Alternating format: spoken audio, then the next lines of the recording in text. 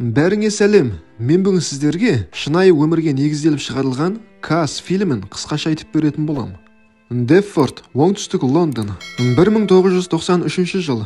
Екі жігіт Кассы Пеннантта қара нәсілді болған үшін және де Уэст Хэмға жанкүйер болған үшін өлтіріп тастамақшы. Сөйтіп екі жігіттің біреуі қолына тапаншасын алып, өзінің көздеген адамына 3 рет оқ атады. Осыдан кейін кадр 20 жыл бұрынғы уақытқа ауысады. Уэст Хэм Юнайтедтің 3 жасөспірім жанкүйерлері алаңсыз көше бойында келе жатыр. Осы кезде алдарынан Уолверхэмптонның жанкүйерлері бұлардың адамдарын ұрып жатқанын көреді. Қатты қорыққан балалар қашып бара жатыр. Сонда алдарынан өздерінің үлкендері шығады. Олар жас балдарға күледі және басқа клубтың жанкүйерлерімен шайқасуға бара жатыр. Сонда балалар да намыстанып іздерінен жүреді.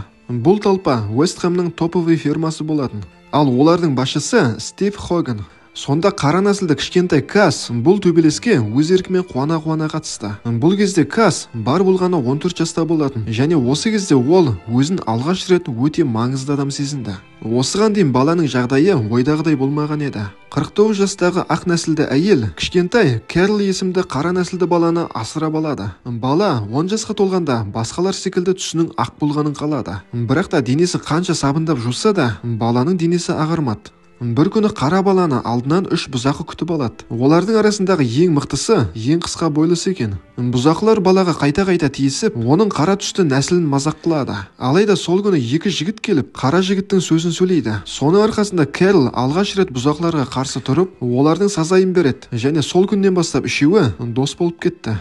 Кезекті оқу формасы жыртылып қалған, ал анасының қайта жігітке оқу формасын сатып алып беруге ақшасы жоқ. Осы кезде бала ашуланып, анасына не үшін маған қыздардікіндей ат қойғансың деп оны боқтап жіберді. Және есімім қыздардікіндей болғандықтан барлығы мені келеке қылады дейді. Сөйтіп анасына менің атымды әйгілі боксер Кассы Усаклейдің құрметіне Каас деп өзгертейікші дейді. Сонда анасы келіседі, алайда баласына сен ешқашандан бұзақы болма деп ескертеді. Бір күні футбол матчты басталмас бұрын баланы асырап алған әкесі Эйсел Уэст Хэмнің үлкен жанкүйері болғандықтан өзі араласатын үлкен ортаға келеді. Алайда шыны керек, орталық фирмаға олардың үңгіріне қара жігіттің келгені мүлдем ұнамады. Сонда әкесі баласы үшін араша болды және қорқып тұрған баласына басқа біреулер тиіспеу үшін менің қасымнан кетіп қалма дейді. Содан бері 4 жыл өтті. Бірақ та қасқырлармен төбелессе де Каасты папқа кіргізгісі келмейді. Спокойно, паренек. Он не черножопый, он Вест Хэм. Бірақ та бұл мәселені Стив Хоган өзі шешті. Осылайша 10 жыл өткен соң Каас және оның достары осы жердегі сыйлы адамдарға айналды. Олар Рай деген қауіпті қылмыскермен сөйлесіп отыр. Рай деген қылмыскерді қатаң тәртіптегі 10 жыл түрме күтіп тұр. Сонда Фрейман абайсызда түрме туралы әзіл айтады. Ал бұл әзіл Райге ұнамай, ол Фрейманға көптеген сөздер айтты. Қылмыскер шыдамастан күліп жібермегенде, қатты қорыққан байғұс Фрейман бұтына жіберіп қоя жаздады. Жай күндері біздің бұзақылар құрылыста жұмыс жасайды, ал Брайантес офиста жұмыс жасайды. Алайда ол да басқа достары секілді жұма күні болатын төбелесті асыға күтеді. Уақыт өте келе жігіттердің жиналысы үлкен төбелестерге ұласты және барлығы бұл фирманы, яғни ұйымды Интерсити фирм деп атап кетті. Және бұл ұйым Лондондағы ең жастардың шоғырланған ұйымы болып есептелді. Ал олардың қас жауы Leeds Service Crew болды.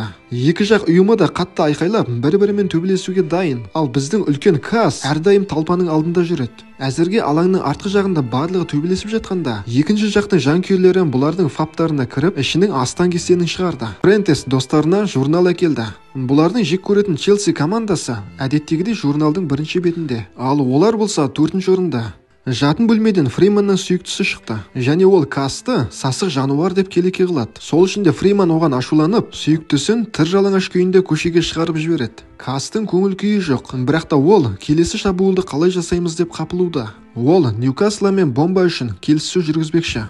Жоспар бойынша оларға ойынға бір күн қалғанда шабуыл жасау керек. Осыдан кейін үшеуі Англиядағы ең қатыгез фирма туралы сұхбат жүргізетін журналист қызбен кездесті. Репортажды Каастың ата-анасы көріп отыр. Сұхбатта Каастың айтуынша, бұл фирма нәсілшілдікке қатты қарағанымен мені дәл осы күйімде жақсы қабылдады дейді. Сонымен қатар өздерінің қылмыскер емес екендігін дәлелдегісі келеді. Және Каас айтады, көптеген жігіттер жұмыстан шаршаған соң бір демалғысы келеді. Біреусі ішеді, біреусі шегеді. Сөйтіп төбелестен рахат аламыз дейді. Енді Каас өзінің берген сұхбатын мақтан тұтады. Оның үстіне оған осы сұхбат үшін 50 фунт берген еді. Алайда үйінде анасы қатты алаңдап отыр. Себебі оларға кез келген уақытта полиция кіріп келуі мүмкін. Сонда Кас, мен өгей әкем секілді өмірімнің соңына дейін жай әшейін отыра бергім келмейді. Мен үлкен жетістіктерге лайықтымын дейді. Футболдың бұзақылары туралы тіпті Маргарет Этчердің өзі әңгіме қылды. Кас өзінің қару-жарақпен келген бандасын біртіндеп қарауда. Ол банда арасындағы әлсіздер мен кішкентай балаларды қуып жіберді. Жесть, этот нож был больше, чем он сам. Осылайша футбол жанкүйерлерінен құралған бұзақылар көлікке отырды. Және өздерінің ата жауы Ньюкаслға қарай жол тартты. Ал жаулары болса бұл уақытта клубта алаңсыз демалуда. Кас қасындағы бұзақыларды рухтандыру үшін біз бүгін авторитет жинаймыз және Британиядағы ең мықты фирма кім екенін дәлелдейміз дейді. Понеслось говно по трубам! Осылайша Кас өзінің бұзақыларымен бірге ғимаратқа кірді. Қарсыластарына қарағанда бұларда қару бар, сол үшін де аямастан олардың сазайын берді. Осылайша Кас футбол бұзақылығы үшін ең ұзақ мерзімге түрмеге түсті. Нақтырақ айтсақ 4 жыл. Түрмеде қара жігітке ең лас киімді береді. Бірақ та киім беруші дәл алдында Кас пенін тұрғанын білгенде, оған деген көзқарасы бірден өзгерді. Ал камераға кіргенде ішінде басқа бір 2 қара нәсілді бар екен. Вопросы? Ашулы тұрған біреусі әлсізін ұруда және Касқа да бірталай әңгіме айтады. Бұл ашулы қара жігіт өзі секілді қара нәсілділерді жек көреді екен. Осылайша Кас екеуінің арасында төбелес болды.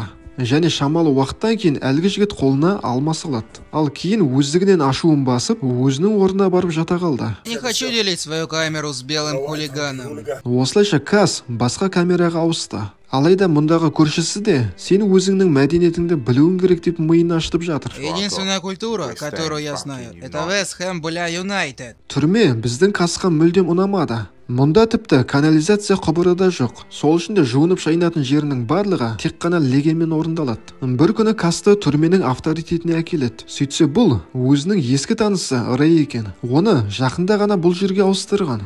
Рэй дереу іске көшті. Ол Касқа фирманы ешкім қаржыландырып отырған жоқ дейді. Оған рэкеттен де, есірткіден де мүлдем ақша түспейді дейді. Фирмада жүргеннің барлығы жай ғана қиял қуып жүрген бұқалар екенін айтады. Және Рэй Касқа сен өзіңе 100 жас жігітті қарата аласың. Қане екеуміз бизнес бастайық дейді. Бірақ та Кас криминалға араласқысы келмейді. Енді ол досының арқасында сырттан зат кіргізе алатын болды. Осылайша Кас футболдың суп мәдениеті туралы әңгіме жаза бастады. Осы кезде жанындағы көршісі сен өзіңнің шынайы ата-анаңды тапқың келмей ме деп сұрақ қояды. Алайда жігіттің бұл нәрсеге түкіргені бар. Ол ашуланып, менің ата-анам Лондонда өмір сүреді дейді. Осылайша бұзақы жігіт 1986 жылы бостандыққа шықты. Жігіт түрмеден шығар кезде тек қана түрмеге кіргендегі затыңды аласың дегенді естіп қатты ашуланды. Яғни түрмеде отырып дәптерге түсірген әңгімелерінің ешқайсында өзімен бірге әкете алмайды. Түрме күзетшісі жігітке қарап тұрып дәптерді қоқысқа лақтыра салды. Егер де Кас осы дәптерлерді өзімен бірге алып шығатын болса, ол бостандықта үлкен жетістіктерге жетуі де мүмкін еді. Жігіттер өздерінің басшысын қуана-қуана күтіп алды. Паптың ішінде Эли деген қыз да келді. Бұл қызға айналадағы жігіттердің ешқайсысы ұнамайды. Алайда Кас екеуі бір-бірін көргенде бір-бірінен көзін алар емес. Осы кезде Фриман қызға келіп қырындайды. Сама по себе, крошка? Да, я уверена, ты знаешь, как это. Осы кезде қыздың құрбысына бір жігіт тиіседі. Сонда құрбысы да қарап тұрмай, оған бір шапалақ береді. Соның кесірінен бұл әйелді еденге жығып жіберді. Кас әлгі бұзақыны қуып жібергісі келді. Бірақ та кішкене сабыр сақтап, мәселені сөзбен шешуді жөн көрді. Сөйтіп әлгі әйелді сыртқа шығарып жібереді. Ал оның құрбысын өзімен алып қалып, оны виномен сыйлайды. Жігіт ата-анасын көруге өте кеш келді. Сонда анасы баласының түрмеде үлкен сабақ алған болар деп үміттеніп, енді өзіңе жұмыс қарастыратын шығарсың дейді. Осы кезде асырап алған әкесі балаға шындықты айтайық дейді. Сөйтсе Кастың Ямайкадағы шынайы ата-анасы балдармен сөйлескісі келіп оған хат жазған екен. Алайда Кас менің шынайы ата-анам ол сендерсіңдер деп хатты лақтыра салады. Жігіт ата-анасына енді менің сүйікті қызым бар деп мақтанады. Жігіттің алғашқы кездесуге барардағы қобалжығаны сонша, осыған дейін бірде-бір төбелеске барғанда дәл бұлай қобалжыған емес. Тіпті Фриманның өзі досының кездесуі сәтсіз болады деп бәске түсті. Элин Касты ресторанға шақырды. Жігіттің қобалжығаннан қолдары қалтырауда. Ол бұндай ғимаратта бірінші рет отыр. Элин жігітке, егер де демалыс күндері төбелеске қатысуды тоқтатпасаң, мен сенімен енді қайтып кездеспеймін деп айтады. Арадан 1 жыл өтті. Стадионның көптеген жеріне камера орнатып тастаған. Сол үшін де екі жақтың бандалары бір-бірін тек қана көшеде көрсе ұрып тастайтын болды. Осылайша бір күні Арсеналдың жанкүйерлері көшеде Френтесті соққыға жығып, оның үсті басын алмаспен тіліп тастады. Төрінен түк қалмаған жігіттің денесін тігуге көптеген жіптер кетті. Элинге мұндай әңгімелер мүлдем ұнамайды. Сол үшін де ол жай ғана кетіп қалды. Сонда Фриман Касты сен фирманы қызыңа айырбастадың деп айыптайды. Енді Кас жақсылап ойланып, өздеріне шабуыл жасағандарға өте қатыгез түрде жазасын береміз деп шешті. Элин құрбысына келіп Касты жақсы көретінін айтады. Алайда оның Уэст Хамға деген адалдығы барлығын құртып жатыр дейді. Осыдан кейін қыз жігітіне келгенде, Кас бұл уақытта жанындағы жігіттерді ерітіп, қарсыластарының жақсылап жазасын беруде. Алайда төбелес кезінде Кас аяғынан жарақат алады. Осыдан кейін Касты үйіне келгенде, Элин де осы үйде болатын. Ол жылап тұрып жігітіне қатты айқайлайды. Ол жігітіне осындай бұзақылық тірлігіңді қой дейді. Өйткені мен баламды әкесіз өсіргім келмейді дейді. Сөйтсе Элин Кастан жүкті болып болған екен. Не могу поверить, что у меня ребенок от футбольного хулигана-дегенерата. Элин жігітіне жұмыстап дейді. Өйткені мен декретте жүріп балама тамақ тауып бере алмаймын дейді. Осылайша Кас Рейдің алдына келді және онымен жұмыс жайында сөйлеспекші. Рейдің Лондон бойынша көптеген түнгі клубтары бар. Ал басты кейіпкер Кас осы түнгі клубтың барлығына жақсылап қарайлайтын жігіттерді тауып бере алады. Алайда мен сенімен тікелей байланысатын болам. Ешқандай да күзетші фирмаларды араластырмаймыз дейді. Бұл әңгімені естігенде Фриман маған костюм киген ұнамайды дейді. Осылайша Кастың достары да жаңа жұмыс жасауға келіседі. Өйткені тұрғылықты жерде қалу бұлар үшін қауіпті болды. Енді қайтып футболға қатысты төбелес болатын болса, қатысушылардың әрқайсысы 10 жылға түрмеге жабылады. Тэтчер өзінің сөзінде тұрды. Бұл әйелдің айтқанындай ешқандай да футболға қатысты төбелестер болып жатқан жоқ. Есесіне бұзақылардың барлығы түнгі клубта. Кас Рейдің түнгі клубтарының барлығына денелі қара нәсіл жігіттерді күзетші етіп қойды. Сонымен қатар Кастың әйелі де бақытты, ата-аналары да өте қуанышты. Онымен қоса 5 жасар ұлы бар және жақын арада қызы да дүниеге келеді. Алайда ескі жаулары біздің басты кейіпкерге әлі де кек сақтап жүр. Әлгі Прентесті пышақтап тастаған бұзақылар Касты да өлтіруді жоспарлап жүр. Кас әдеттегідей отбасымен қоштасып түнгі клубқа келеді. Ал бұл жерде бұрынғы Арсеналдың жанкүйерлері күтіп тұр. Олар Касты бірнеше рет тапаншамен атып, дереу қашып кетті. Бұзақының бұрынғы тірліктері айналып келіп түбіне жеткендей. Дәрігерлер де жігіттің аман қалатынына сенбеді. Бірақ та 2 ай өткен соң дені сап-сау Касты көреміз. Рей әлгі бұзақларды тауып алған екен. Және Касқа келіп, оларға не істейін деп сұрайды. Осыдан кейін бөлмеге қатты қартайған асырап алған әкесі келеді. Және жігітке сенің анаң енді жоқ деп айтады. Осыдан кейін жігіт бұрынғы Ямайкадағы ата-анасының жазған хатын алады. Ал сәлден кейін футболдағы бұзақылар жігітке гүл жіберіп, жанынан бопсалау хатын жазып жіберген. Осыдан кейін Кас шіркеуге анасымен қоштасуға келеді. Сонда шіркеу қызметшісі қайтыс болған адам туралы бір-екі сөз айтатын адам бар ма деп сұрайды. Сонда ортаға Кас шықты. В этом месте службы мы позволяем говорить только членам семьи. Но я ее сын. Жігіт ортаға шығып, анасының жасаған барлық жақсылығы үшін оған алғысын айтты. Жігіт өзінің асырап алған әкесімен жақын араласпаған еді. Және бұл жерде де оны тіпті құшақтай алмады. Сонда қария баласына сен әлгі хатты дәл қазір ашуың керек дейді. Бірақ та Кас ол хатты әлдеқашан лақтырып тастаған болатын. Осыдан кейін қасына Рей келді және әлгі бұзақылардың сазайын екеуміз бірге берейік дейді. Алайда Кас бұл мәселені мен өзім шешемін деп айтады. Жігіттің үйіне біреулер үнемі қоңырау шалып үндемей тұрады. Алайда бір күні сөйлегенде арғы жақтағы дауыс біздің жіберген гүл саған ұнады ма деп сұрайды. Жігіт ұйықтап жатып қас жауларынан кек алып жатқанын түсінде көреді. Үйіне полиция келгенде ол оянып кетті. Олар жігітті кім атқанын білу үшін келген екен. Алайда жігіт бұларға жауап беруден бас тартты. Кастың әбден жүйкесі жұқарды. Ол үнемі баласы мен әйеліне айқайлай береді және өзін атып тастаған жігіттер үнемі елестейді. Элин үйіне келгенде қирап жатқан жиһаздарды көреді, ал күйеуі болса үйде жоқ екен. Енді Кас өзін атып тастаған адамдардан кек алуды шешті.